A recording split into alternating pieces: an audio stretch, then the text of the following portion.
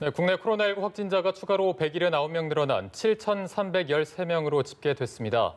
어제 확진자도 대부분은 대구, 경북에서 나왔는데요. 확진자 증가세가 다소 주춤하긴 했습니다만 지역 곳곳에서 집단 감염 사례가 속출하면서 아직은 안심할 수 없는 상황입니다. 네, 전문가와 함께 관련 내용 짚어보겠습니다. 유병욱 순천향대병원 가정의학과 교수 자리하셨습니다. 어서 오세요. 네, 안녕하십니까.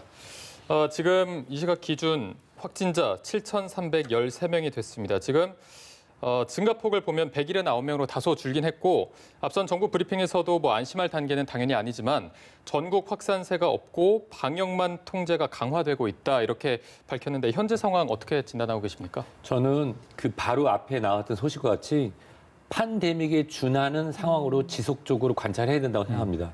그 이유는 이 그래프가 이렇게 있으면 쭉 올라가서 이 끝에만 생각하시는데 네. 이 끝이 아직 끝난 게 아니거든요. 그래서 급하게 먼저 올라갔다가 천천히 감사세를 보이지만 최종 확진자나 최종 노출되는 환자의 수는 어느 정도 더 나타날 거로 생각되고요. 31번째 확진자를 우리가 잘 찾아냈기 때문에 특정한 지역, 특정한 종교에 대해서 전수조사에 가깝게 빠르게 접근했기 때문에 확산이 안 됐지만 거기서 한 분이나 두 분 정도 우리가 놓쳐서 다른 지역에서 또는 우리가 운동시설에서 운동 강사분이 또 다른 지역으로 나오는 그런 현상을 보고 있지 않습니까? 예. 그러한 씨앗들이 다른 곳에서 또 다발적으로 접촉을 하고 사회적 거리 두기를 우리가 만약 놓친다고 하면은 특정 지역에서 발생했던 산발적이 아닌 대규모 발생은 언제든지 가능하기 때문에 앞으로도 3월 23일 개학 전까지는 우리가 꾸준히 관찰을 하고 사회적 거리 두기를 해야 됩니다. 네. 예, 사망자도 좀 짚어보고 싶습니다. 오후 기준으로 추가 사망자는 없는데 문제는 최근에 기저질환이 없는 사망자가 또 조금씩 나오고 있다는 부분이에요. 이건 저희가 어떻게 좀 이해를 해야 되는 겁니까? 이 부분에 대해서는 제가 여러 번 말씀을 드리고 또 전문가분들의 의견을 많이 들었는데요. 예. 네. 우선은 중국이라든지 또는 우리나라의 전문가분들이 지금까지의 코로나19를 알아가면서 나온 분석의 가장 중요한 것은 고령이 바로 기저질환의 일부입니다. 이유가 뭐냐면 우리나라의 이 건강 나이의 기준을 보면 65세가 절대로 어르신이거나 노인의 전부에 들어가지는 않습니다. 네. 네. 그렇지만 특정한 연령이 되면 고혈압, 고지혈증, 이상지질증, 당뇨나 전당뇨, 기타 다른 우리가 모르고 있는 암성 질환이나 폐 질환들을 앓고 있는데도 불구하고 본인이 만성관리 질환에 대한 인지가 떨어지거나 또는 의료진으로 해서 치료를 받으세요 했는데 치료를 안 받고 내가 운동하고 그래서 나아야지 하면서 그래서 기록이 없는 것뿐이지 기저질환이 없다고 얘기는 어렵습니다. 그래서 이 국민 여러분께서 또 시청자분께서 예. 기저질환이 없는 사람이 사망했대. 큰일 난 거 아니야? 그게 아니라 일단 고령이라고 하면 우리가 기저질환이 있다라고 보고 다른 분들하고 비슷하게 이런 안타까운 소식 전해졌다 이해하시면 좋을 것 같습니다. 예, 그리고 그 고령의 기준이 그럼 65세 정도로 좀 본다라는 말씀이신가요? 우선 이 고령의 기준이 우리나라 같은 경우는 65세가 예전에 65세는 어르신이었지만 예. 지금 65세는 청년입니다. 예. 하지만 이 혈관의 변화나 또는 전당뇨 또 최근에 이런 서구화된 식습관으로 인해서 고혈압, 당뇨, 이상지질증은 50세부터도 진행이 가능합니다. 그래서 여기서 딱 고령이라고 정의하기는 어렵지만 예. 우리가 입원 기준에서 중증 나눌 때도 50세로 기준을 놓은 것은 그때부터는 우리가 기존의 만성관리 질환에 대한 인지가 중요하다 이렇게 말씀드리고 싶습니다. 네, 알겠습니다. 그리고 현재 지금 지역 곳곳에서도 산발적으로 집단 감염 사례가 속출하고 있는데 아까 말씀하셨지만 대규모 감염 사태가 언제든 발생할 수 있다는 거를 염두에 두고 방역 작업을 계속해야 될 텐데 이 지역별 집단 감염을 어떤 식으로 차단하는 게 가장 효과적이라고 보십니까? 저는 말씀을 드리면서 항상 조심스러운 게 이게 공포를 조장하려고 하는 말씀이 아니라 네. 전문가로서 그리고 지금까지 코로나19를 우리나라뿐만 아니라 전 세계에서 알아오는 과정을 보면은 이 감염력이 일반적인 인플루엔자 독감보다도 더 강하고 네. 재생산 지수가 높다는 게 나타나 있습니다. 네. 이 이야기 그런데 문제는 증상이 나타나지 않는 분들이 많다는 거죠. 우리가 이런 삼각형이 있다고 생각을 하면 이 밑변에 있는 증상이 없는 분들이 80%고 네. 우리 이 피라미드의 꼭지점만 보고 있는 겁니다. 즉 우리가 지금 사회적 거리두기를 통해서 다수의 노출이 됐으나 발병되지 않았거나 노출돼서 발병됐으나 증상이 없는 분들은 어디든지 있을 수 있습니다. 따라서 이것이 우리가 31번째 확진자를 찾고 특정한 종교의 연결고리를 찾았기 때문에 우리가 더 이상 확산세를 딱 잡았고 근데 빠른 검사 능력을 가지고 우리가 투명하게 날리고 있는 중인데요. 네. 그렇지만 어딘가에서 또 이게 한 번에 노출되는 게 다발적으로 지속적으로 종교활동 또는 우리가 여러 다중시설에 여러 번 만나는 것이 우리가 사회적 거리두기를 무시하고 지속되게 된다고 하면은 언제도 어느 장소에서 이 대규모 발병은 가능하기 때문에 개학 전까지는 우리가 꾸준히 개인 건강 위생뿐만 아니라 소심한 건강 지키기를 지속적으로 하셔야 됩니다. 네. 예. 최근에 오늘 동일 집단 격리, 그러니까 코호트 격리를 된 아파트가 있습니다. 한마음 아파트 46명 확진자가 나왔는데 그 46명이 신천지 대구교회에 다니는 신도들이었습니다. 감염 경로는 정확하게 밝혀지고 있지는 않습니다만 이게 격리 전에 노출이 됐다, 격리 후에 또 접촉을 했을 가능성이 있다, 다양한 분석이 나오고 있습니다. 교수님께서 좀 어떻게 판단하고 계십니까? 이 부분에 대해서 어제 얘기를 듣고 나름대로 이제 분석을 하고 그다음에 외국의 사례들을 좀 찾아봤어요. 예. 네. 근데 우선적으로 말씀드리면 동일 집단 격리를 한 것을 찬성하고요. 이것이 바로 또 다른 씨앗이 될 수 있는 대규모 유행의 그런 어떤 씨앗을 미리 막았다고 말씀드리고 싶습니다. 예. 왜냐하면 일단 여기 계시는 분들이 특정한 연령대, 미혼이고 35세 미만인 분들만 들어갈 수 있는 그런 거주 시설입니다. 예. 네네. 이런 거주 시설이라고 하면은 기저질환이 있을 가능성이 적고 본인이 증상을 느끼지 못하는 상태에서 노출돼서 감염됐으나 발병되지 않았거나 발병이 됐지만 증상이 없는 환자거든요. 이런 분들이 만약에 우리가 동일 집단 격리를 시행하지 않는다고 하면 젊은 분들이고 직장 생활이나 사회 활동을 하면서 또 다른 곳으로 이동하면서 다중 접촉이 가능합니다. 그렇기 때문에 이러한 연결고리 우리가 찾은 거를 다행이라고 생각하고 그리고 그거에 대해서 시기가 늦었다 빠르다를 넘어서서 일단은 또 이것이 사람의 인권이라든지 또 사회활동에 대한 격리가 필요하기 때문에 굉장히 고민이 있었을 거로 생각되거든요. 네네. 일단은 이것이 의료기관이 아닌 첫 격리였고요. 이런 격리가 앞으로 진행되는 데 있어서 좋은 사례가 될 수 있다고 생각합니다. 네, 일단 동일 집단 격리 조치를 한 것은 찬성한다 이렇게 밝혀주셨고요. 지금 이 한마음 아파트에 살던 신천지 신도들이 확진 판정을 받았는데도 이 사실을 알리지 않았기 때문에 문제가 되고 있는데 이 기간 동안에 외부인 방문에 따른 감염 확산 우려에 대해서는 어떻게 보십니까? 충분히 가능하다고 봅니다. 그 이유는 이것이 어떻게 접촉을 했는지는 저희가 확인할 길이 없잖아요. 네네. 하지만 그게 작은 종교 행사를 했다. 종교 행사를 통해서 직접적으로 비말이 감염한 사회적 거리두기보다 더 가깝고 그것이 한 번 노출된 것이 아니라 다중으로 여러 사람이 여러 번 부딪혀서 했다고 하면은 거기 오셨던 분들이 또 다른 지역에서 또 다른 씨앗으로 자라날 수 있기 때문에 네. 이번에 동일 집단 격리가 진행되면서 그리고 역학조사관과 충분히 말씀을 해서 솔직하고 또 반대로 본인이 그쪽에 방문한 이력이 있다고 하면은 본인이 스스로 방문을 하셔서 얘기를 하고 검사를 진행해서 또 다른 피해자가 생기지 않도록 하는 것이 중요할 것입니다. 네. 예. 경기도 내 첫 집단 감염 사례도 짚어보고 싶습니다. 분당 재생병원 추가 확진자들이 계속 나오고 있는데 사실 국민안심병원으로 지정되기 전에 이런 일이 있었을 수도 있다라는 이야기가 있어서 이 부분에 있어서 국민들이 좀 불안감이 클 것 같습니다. 이 상황 좀 어떻게 보고 계십니까? 사실 오늘 오전에도 제가 이제 우리 응급의학과 교수님들하고 상의를 해서 예. 선별진료소, 안심진료소 진료를 하고 왔습니다. 이제 그 안에서 물론 간호 선생님들하고 그리고 이제 병원 직원분들이 세심하게 선별을 합니다. 특정 지역이 있나, 해외, 그다음에 최근에 호흡기 증상이 있는지 이 나라에 나온 것을 규정을 하고 하는 네. 기 때문에 일단은 병원 안에서는 안전하다고 하고 그걸 따르는다고 하면은 안심병원이라고 국민안심병원이라고 지정을 하고 그분에 대해서는 국민 여러분 안심하셔도 됩니다. 네. 근데 이 병원의 사례 같은 경우는 2015년 메르스 때와 같이 대한민국을 대표하는 종합병원에 환자분이 인지를 못하고 있는 상황에서 들어갔던 거고요. 예를 들어 볼까요? 제가 교통사고가 났어요. 예. 교통사고가 났는데 최근에 특정적인 방문한 적도 없고 접촉이나 확진 받은 적도 없고 해외 갔다 온 적이 없습니다. 부러져서 일단은 응급실에 들어가서 검사를 하고 있는데 우연히 CT를 찍었는데 폐에 병변이 보이고 폐렴 예. 증상을 보여서 검사를 했더니 양성이 나왔다. 이런 경우라고 하면 병원에서 어떤 특정 데에서 잘못했다거나 국민안심병원이 이게 잘못됐다고 말씀드리기 어렵습니다. 예. 이러한 사례가 바로 지금 말씀드린 그런 병원에서의 유리 비슷한데요.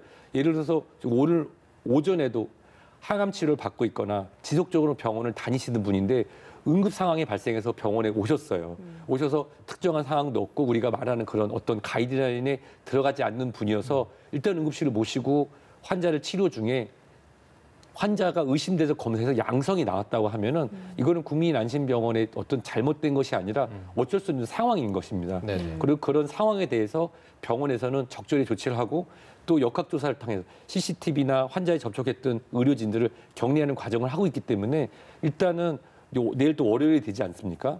월요일 되면은 국민안심병원 난 못 가겠다 생각하시는 게 아니라 예. 본인 스스로가 더 정확한 정보를 의료진과 병원 직원들에 알려주신다고 하면 본인의 건강도 지키고 그 이후에 방문하시는 선별진료소나 국민안심병원에 온 분한테도 도움이 될 거라 생각합니다. 네, 알겠습니다.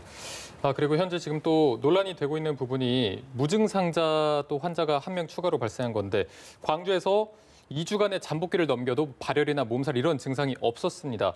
앞서 그 임신부 확진자 사례인 부산의 88번째 무증상 확진자 사례에 이어서 나온 건데 이 무증상자 감염 전파를 저희가 어떻게 봐야 될까요? 우선은 임신부에 대해서 말씀을 드리면 임신부도 우리나라 국민의 일월이고 그리고 사회활동을 다 하잖아요. 네네. 그렇죠. 사회활동 하다 보니까 그것이 어떤 특정에서 보면은 45일 생후 45일 된 아이가 감염 이런 단어라든지 임산부 사실은 어린아이 아주 특정한 연령이나 임산부가 특수 집단이고 면역에 취약한 집단이기 때문에 관심이 될 수 있으나 그냥 일반적인 감염 중에 하나라고 이해하시는 게 좋을 것 같고요.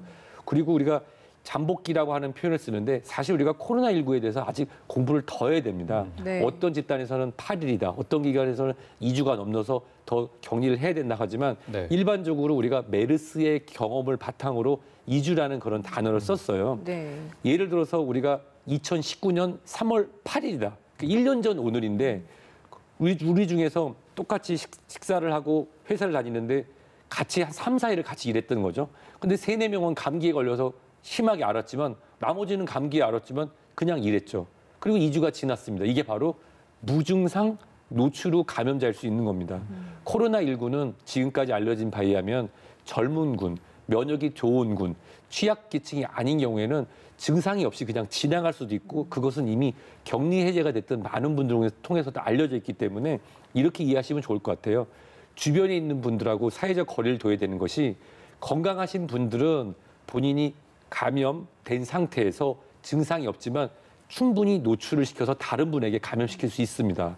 그래서 이 광주에서 이런 사례를 보자면 사회적 거리를 두기를 더 해야 되고 국가에서 심각을 올린 이후에 이런 상태에서 계약을 연기해서 3월 23일까지 했다는 것은 누구나 현재 노출이 될 수 있고 그 상태에서 무증상 감염 상태이기 때문에 조금 더 사회적 거리두기, 잠시 멈춤, 그다음에 시차를 두는 그 출근, 그다음에 이 자택 근무 등을 통해서 조금 더 유연하게 사회적 흐름을 좀 늦추는 과정이 계속 필요하다 이렇게 이해하시면 좋을 것 같습니다. 예, 근데 임신부 확진자 같은 경우에는 사실 그 태아의 수직 감염 우려도 굉장히 많이 나오고 있지 않습니까? 근데 여기에 있어서는 아직까지 정확한 근거가 없다라고 지금 대한의사협회에서는 이야기를 하고 있는데 그럼에도 불구하고 이 엄마인 확진자는 치료를 해야 될 거 아닙니까? 근데 사실 감기에 걸려도 엄마 같은 경우에는 아이에게도 이게 수직적으로 또 전달이 될 수 있기 때문에 약도 굉장히 조심해서 먹기 때문에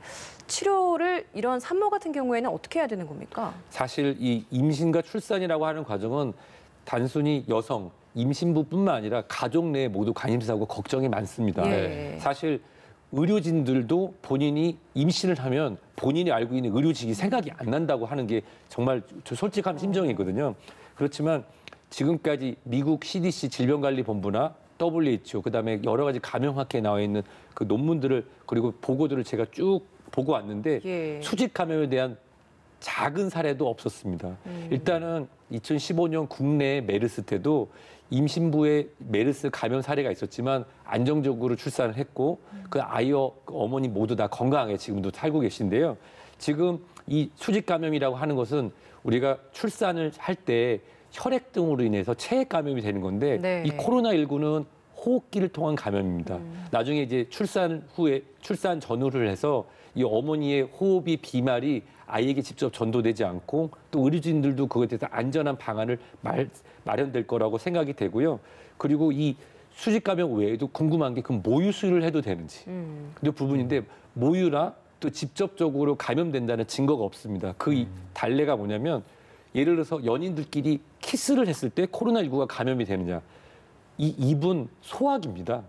우리가 얘기하는 호흡기로 감염이 되기 때문에 실제로 우리가 이 키스 뽀뽀를 할 때 이 기도가 닫혀 있기 때문에 폐 같은 호흡기로 들어가기 어렵고 이 소화기의 일부인 경우에는 안심해도 된다 이렇게 제가 단정적으로 말씀드릴 수가 있습니다. 그래서 예. 일단 모유로 감염된 증거라든지 또 어린아이가 밀접한 접촉을 했는데 어머니, 아버지에 나오는 비말이 아이의 코를 호흡기를 통해서 감염될 수 있지만 그 부분에 대해서는 우리가 좀 더 연구를 해봐야 될 거고요.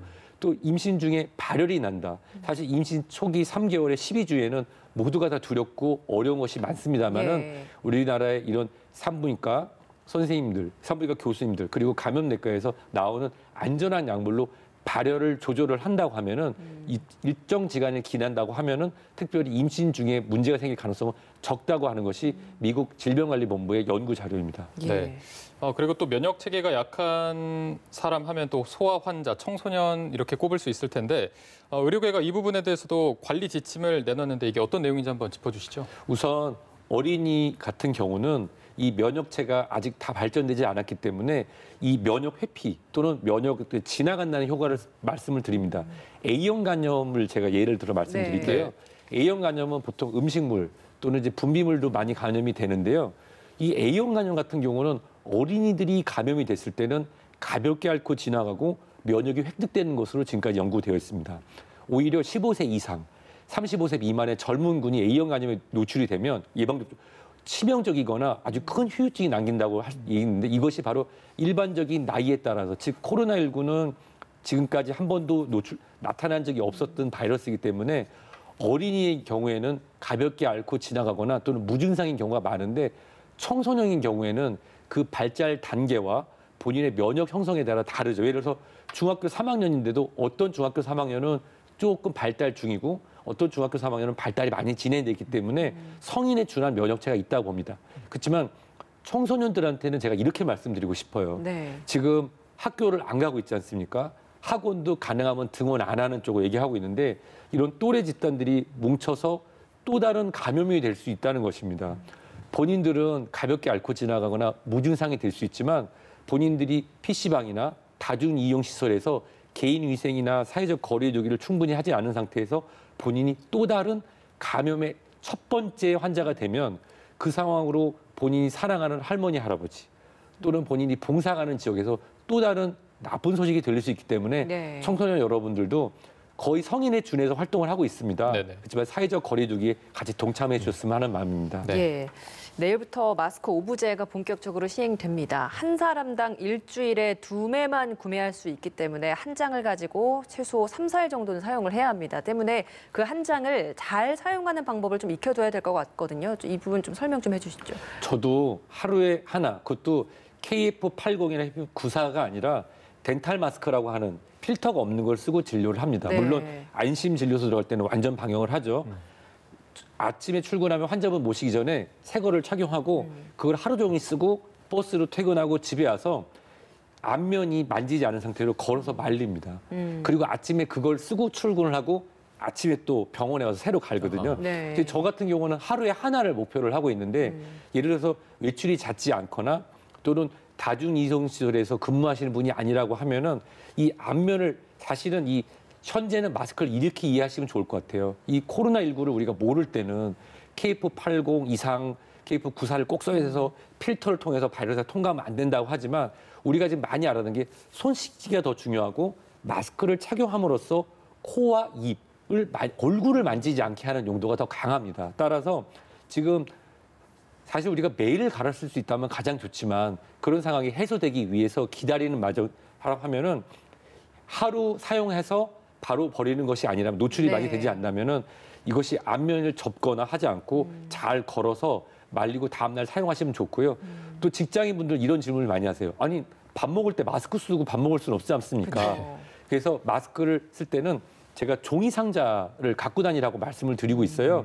이게 구기거나 비닐봉투에 다시 넣게 되면은 손상되거나 아니면 이 겉면을 만져서 손이 오염될 수 있거든요. 그래서 마스크를 쓰고 벗을 때는 항상 손을 씻고 잠시 벗어둬야 되는 그런 상황이라고 하면은 종이 상자에 그대로 넣어서 그 상에 놓고 식사를 하시고 다시 손을 씻고 착용을 하신다고 하면은 좀 더 사용하실 수 있을 것 같아요. 그리고 면 마스크 관련해서는 말씀드리고 싶은 거 꼭 있는데요. 네네. 면 마스크는 제가 추천드리고 싶지는 않지만은 마스크가 없는데 어떡하느냐. 네네. 사용을 해야 돼요. 예를 들어 버스나 지하철 또는 다중이용시설에 1시간 미만으로 막 숨을 많이 헐떡거리고 사용하는 것이 아니라서 이 마스크의 면이 젖지 않는다고 하면은 최후의 수단으로 코와 입을 가리는 것으로 사용할 것을 지금 이 순간 3월 8일 2020년 3월 8일 현재로는 제가 권하고 싶습니다. 그렇지만 좀 이 수급이 원활해진다고 하면은 면 마스크보다는 일회용 마스크를 사용하셔서 코와 입을 막고 그다음에 미국 같은 경우는 손 씻기만 해도 충분하다 하지만 우리나라 같은 경우는 아무래도 사회적 거리를 둔다고 해도 조금은 좀 밀접돼서 살고 있지 않습니까? 그래서 가능하시면 외출할 때 마스크를 착용을 하시고 그다음에 다중이용시설에서 오랫동안 근무하시는 분이라면 매일 해야 되지만 그런 분이 아니라면 지금 정부의 시책을 잘 따라주시고 또 남에게 한 번 더 양보하는 그런 우리의 미덕을 좀 발휘할 거라고 네. 생각합니다. 네, 알겠습니다. 일단 뭐 마스크를 접지 않고 손으로 안 만지는 게 더 중요할 것으로 보이는데요. 다소 불편하더라도 이 사태가 지나갈 때까지는 조금 더 감수를 해야 할 것 같습니다. 오늘 말씀 여기까지 듣겠습니다. 유병욱 순천향대 서울병원 가정의학과 교수와 함께했습니다. 고맙습니다. 고맙습니다.